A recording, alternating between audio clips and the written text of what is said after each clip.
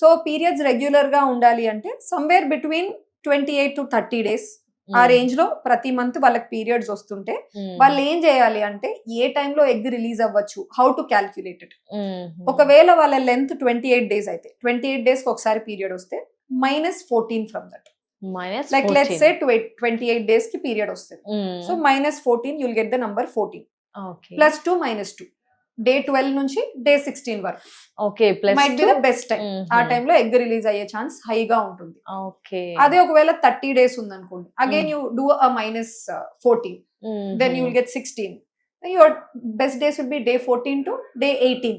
Okay, so అట్లా you can make one if your cycles are regular గా ఉంటే ఇది, లేకపోతే మాత్రం ఈ ఫండా పనిచేయదు. రెగ్యులర్ గా లేకపోతే మనకు తెలీదు అసలు ఎగ్ పెరుగుతుందా, నిజంగా రిలీజ్ అవుతుందా, రిలీజ్ అయితే ఏ టైంలో రిలీజ్ అవుతుంది. 2-3 months కి ఒకసారి పీరియడ్ వచ్చే వాళ్ళకి we cannot know. Only option is వాళ్ళు అప్రోచ్ అయితే ఫాలిక్యులర్ స్టడీ స్కాన్స్ చేసి తెలుసుకోవచ్చు, లేదా మేమే కొంచెం సింపుల్ ఓరల్ మెడికేషన్స్ ఇచ్చి ఎగ్ గ్రోత్ అయ్యేలా చేసి వాళ్ళకి బెస్ట్ టైం ట్రై చేయడానికి కూడా చెప్తూ ఉంటాం.